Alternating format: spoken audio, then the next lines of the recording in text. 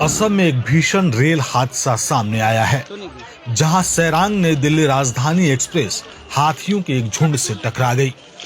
टक्कर इतनी जबरदस्त थी कि ट्रेन का इंजन समेत 5 डिब्बे पटरी से उतर गए। इस दर्दनाक हादसे में कई हाथियों की मौत हो गई है। हालांकि राहत की बात रही कि ट्रेन में सवार किसी भी यात्री को कोई चोट नहीं आई। जानकारी के मुताबिक ट्रेन नंबर 20507 DN सैरांग नई दिल्ली राजधानी एक्सप्रेस पूर्वोत्तर सीमांत रेलवे के लुमडिंग डिवीजन से गुजर रही थी। इसी दौरान रेलवे ट्रैक पर अचानक हाथियों का एक झुंड आ गया। प्रत्यक्षदर्शियों के अनुसार यह करीब 8 हाथियों का झुंड था, जिसमें से अधिकांश की मौके पर ही मौत हो गई।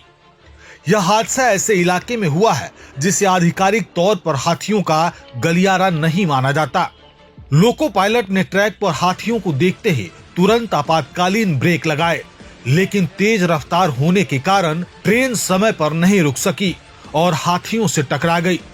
टक्कर के बाद इंजन और 5 कोच पटरी से उतर गए, जिससे पूरे इलाके में अफरा तफरी मच गई। यह हादसा गुवाहाटी से करीब 126 किलोमीटर दूर हुआ है। घटना की सूचना मिलते ही रेलवे और प्रशासन हरकत में आ गया। राहत और बचाव कार्य के लिए रेस्क्यू ट्रेन और वरिष्ठ रेलवे अधिकारी घटना स्थल की ओर रवाना किए गए। पटरी से उतरे डिब्बों और पटरियों पर हाथियों के शव पड़े होने के कारण ऊपरी असम और पूर्वोत्तर के अन्य हिस्सों के लिए रेल सेवाएं अस्थायी रूप से बाधित कर दी गई हैं। सूत्रों के अनुसार इस रूट से गुजरने वाली कई ट्रेनों को डाइवर्ट किया गया है।